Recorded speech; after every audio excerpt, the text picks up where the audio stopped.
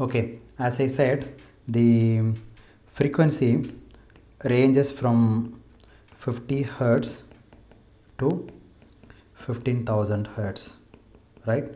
Now how do you find out the beta?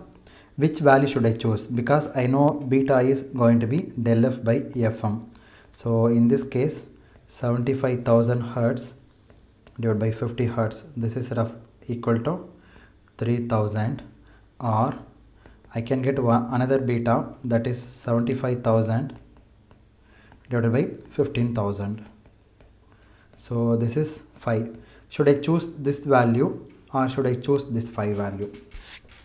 Okay, so if you want to generate using the indirect method, in the beginning I cannot generate del f equal to 75,000 hertz in the beginning itself.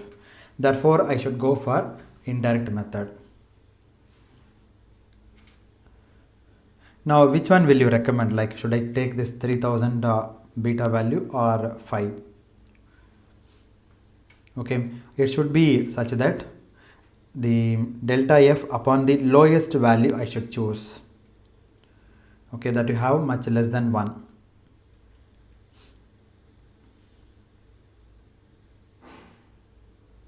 Okay, so you have to define what is much less than 1. There is a slight mistake in this statement. Like, what did I say? Delta f upon the lowest frequency that you have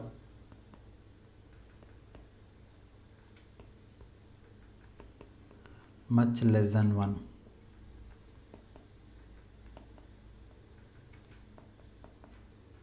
So this is the statement that we need now. So in this case I have 3000, and these are the specifications of your wideband FM. Now let me start with the narrowband FM. Okay, so you have to make sure that overall the frequency components like 50 hertz to 15,000 hertz that you have in the signal, at low frequency beta is less than 1. So somehow you choose the beta value that should be less than 1. Okay, so in this case which frequency is more important?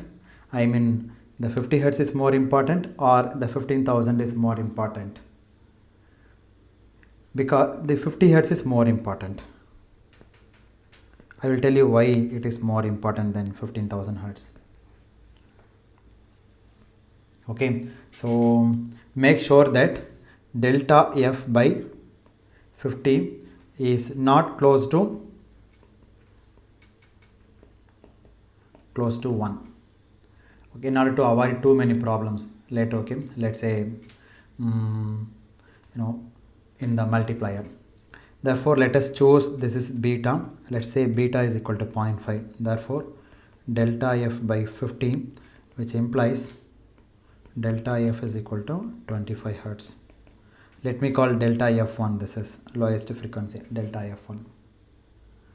So this 0.5 is not extremely not exactly much less than 1, but it is still okay. Okay, anyway it is less than 1, I can consider this. Now what are the pros and cons? The smaller you make it, the better your approximation. But there is another implication also.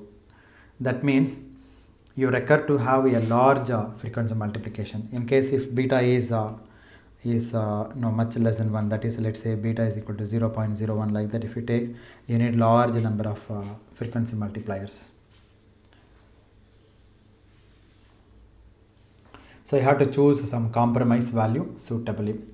So having decided that, we already know how to realize a narrowband FM generator because we have given all the parameters, right?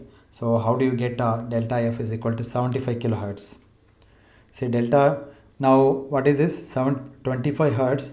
I need to go from 25 hertz to how much? 75,000 hertz. So as per our narrowband FM requirement, beta is equal to less than 1. In this case we assumed 0.5. Let me write down here. For narrowband FM we assumed that let beta is equal to 0.5. Now the frequency range is 50 Hertz to 15,000 Hertz. If you choose 15,000 Hertz, then you will be in trouble. Okay, that I'll tell you what the trouble is. So what will happen in this case now? We know the formula, beta is equal to delta F by Fm. Now Fm is in this range. Therefore delta F is equal to 0.5 times Fm is 50. So which is 25 Hertz. Maximum frequency deviation of your narrow band FM. Okay, in case if you choose this guy, what will happen now? Then let's say 0.5, which is equal to delta F divided by Fm. Fm is 15,000 Hertz, right? Therefore this 15,000 Hertz becomes 7.5 thousand Hertz is equal to delta F. So now if you multiply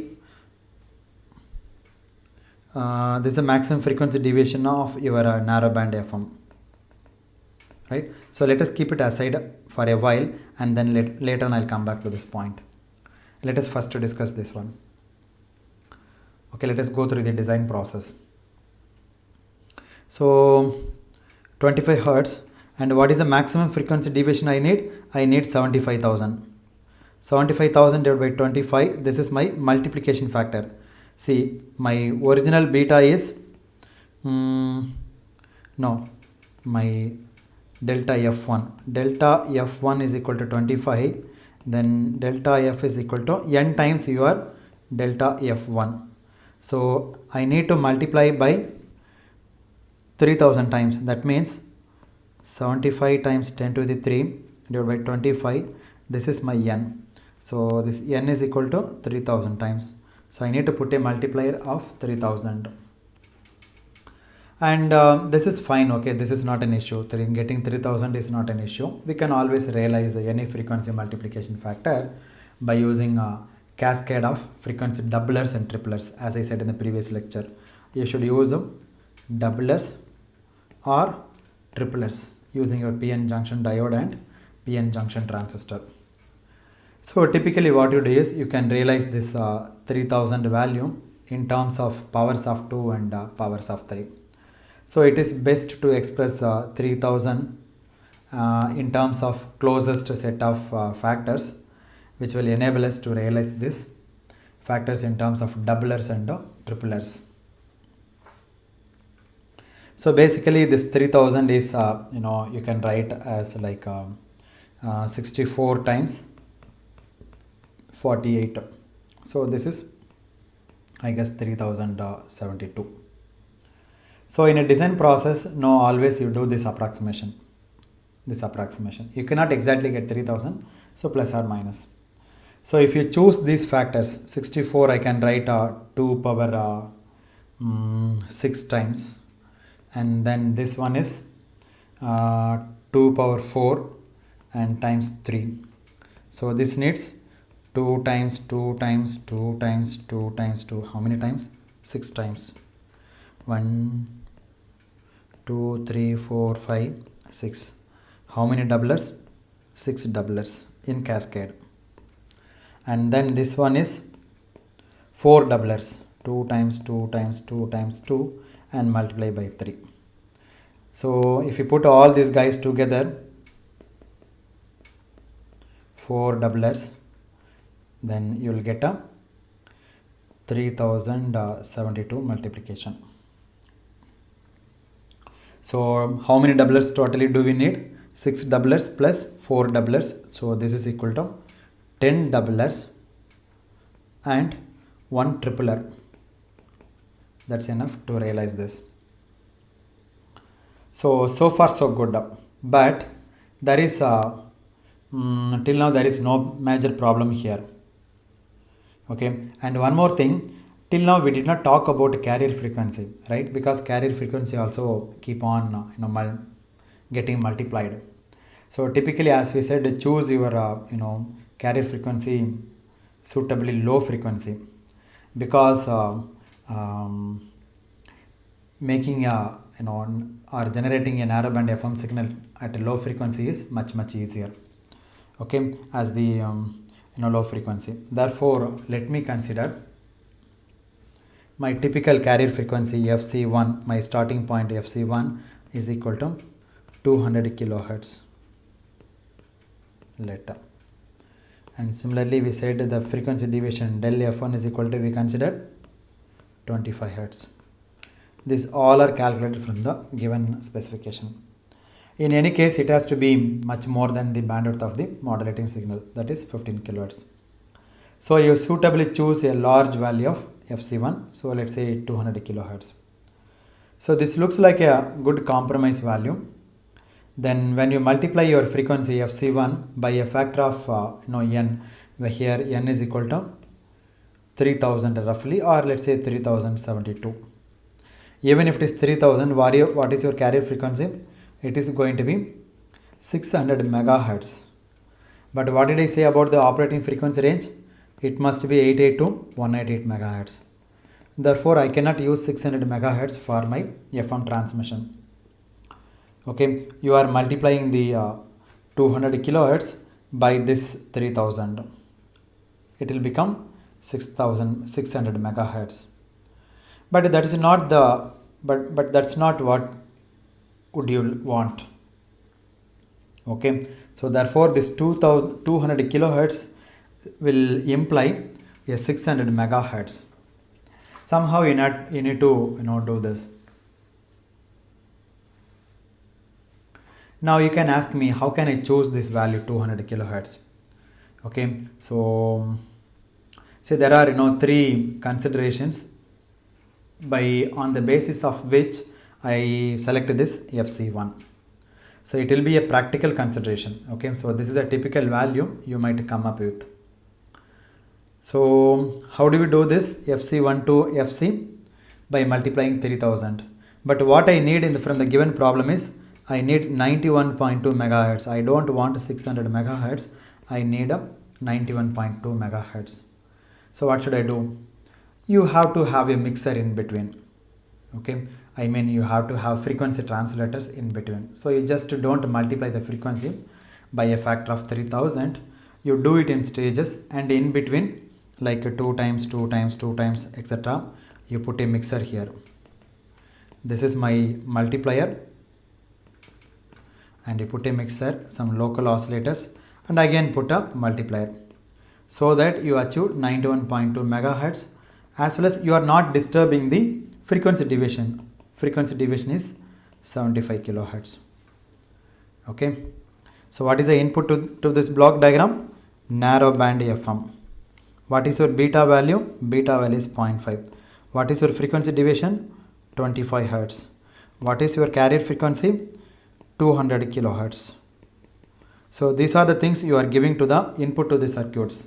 First you are giving certain number of multipliers, and then that is given to mixers with a local oscillator, and again you are giving to the multipliers, and finally you are expecting 91.2 megahertz in the output, and delta F is equal to 75 kilohertz, and in this case beta value I need a 5.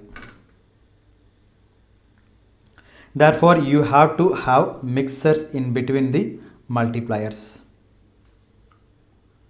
So just don't keep on multiply the frequency by a factor of 3000. You do it in stages, and in between these stages you can insert the mixer such that you can bring down to a suitable value, so that it will not be 600 megahertz, it will be 91.2 megahertz. Now let us see how we can do that. Okay, so in this case we said the total multiplication will be 3072, but that is realized in stages rather than in one go, right? So you cannot get a multiplier by 3072. So you are realizing this 3072 by in terms of stages. Okay, in one go you cannot do it. So the multiplication would produce the recovered carrier frequency of interest. So that is a basic principle. So let me draw a diagram. So let me start here. Okay, you start with your narrowband FM signal. See, this is my m of t. M of t is given to narrow band FM signal. Okay, so you start with the narrow band FM signal. Okay, then you have a frequency multiplication, let's say by a factor of 64 multiplication.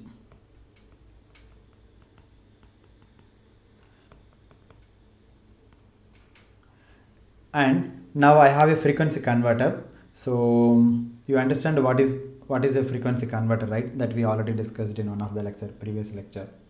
So there are different terms which are used to represent mixing, like a frequency mixer or frequency converter or frequency translator or frequency conversion. Okay, so all mean the same thing. So in this point, what is your delta F1?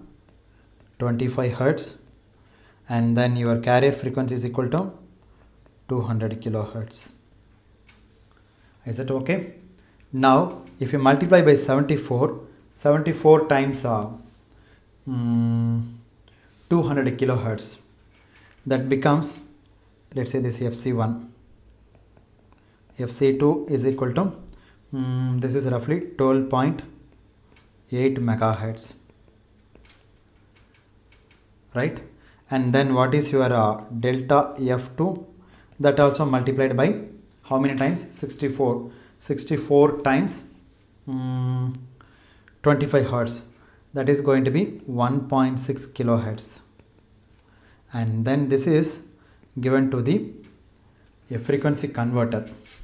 Okay, you multiply, or let me put a block diagram. So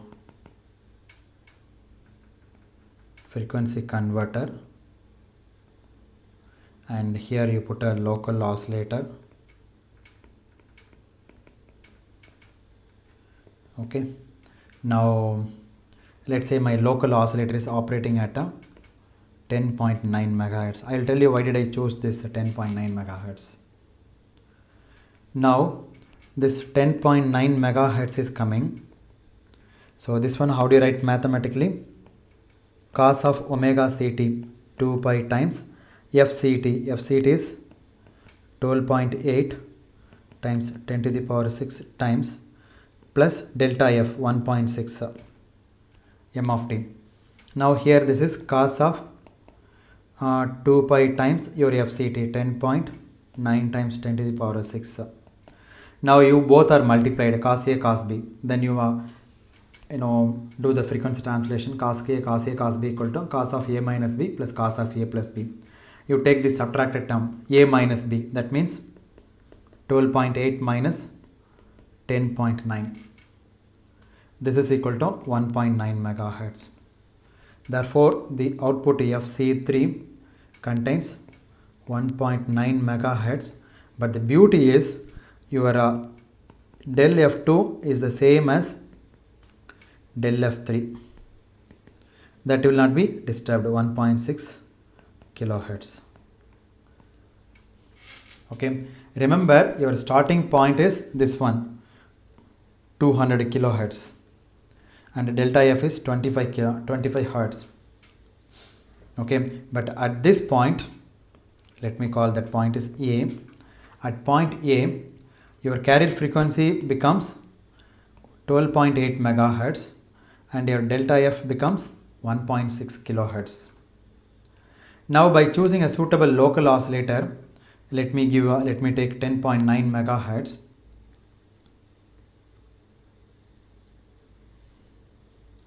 You will see why that I have chosen this value in a few minutes. Okay, now what will happen to the signal at this point? Let me call this point is B.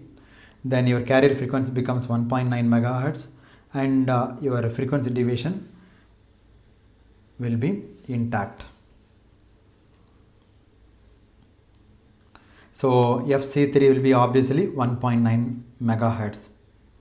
If you take the lower side of the difference rather than taking the sum, because cos A cos B, you'll get two components, right? One is cos of A minus B and this one is corresponds to A minus B, and then plus cos of a plus b. A plus b is very high, 12.8 plus 10.9, that is 14.7 will come. So that is very high. No, 24.7, that is very high. Let us leave it up. What I am saying is 12.8 and 10.9 if you add, then 7, 9 plus 8, 7, remaining 1. So 23.7 megahertz. That we don't want, okay, that remove that guy and only pass the difference. Difference is 1.9 megahertz. That you are getting here, 1.9. Now in this point what will happen? You have 1.9 megahertz of carrier and 1.6 megahertz, sorry, kilohertz of frequency deviation. Okay, here delta f3 remain the same, will remain the same. Delta f3 is equal to delta f2. That is, when you do a frequency translation, you are changing the center frequency, nothing else. Okay, you are not at all disturbing the frequency deviation. You are simply changing the carrier frequency. Okay, so none of its properties regarding frequency deviation are not changed. Therefore, this delta f3 remains same. Or else I will write down properly this one. Delta f3.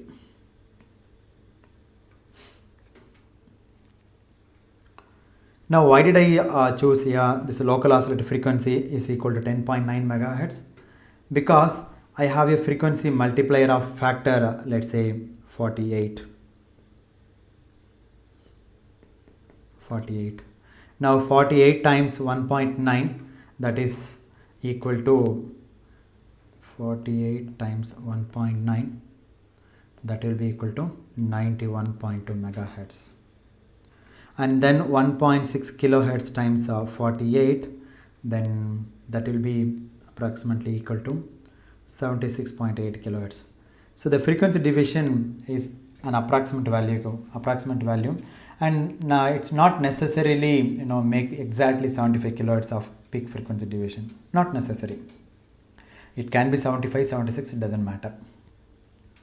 Therefore, this is my delta f4, which is 76.8 kilohertz, and this one is megahertz. Okay, so this is my frequency multiplier.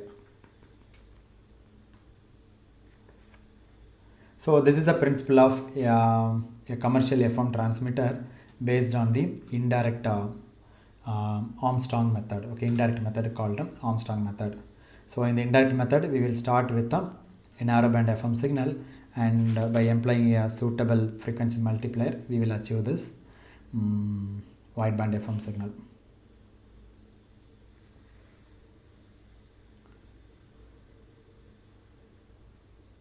Now you can ask me a question, okay, why can't we take some other combination to design? Why specifically you took a 48 and here specifically I took a 64? So there is no unique design, okay? It's up to you. You can choose some other value and some other local oscillator frequency also. It's all based on your convenient, okay? So either you can put a 48 here and correspondingly you change the carrier frequency, so that correspondingly here the frequency multiplier will change. So that is this is not a unique design, that's what I am saying here. Okay, so whatever I gave in this class, this method, this is not a unique design. You can come up your own method. Okay, it is very convenient to have a crystal oscillator at 10.9 megahertz. So let me stop at this point, then we will discuss some direct method FM generation in the next class. Thank you very much.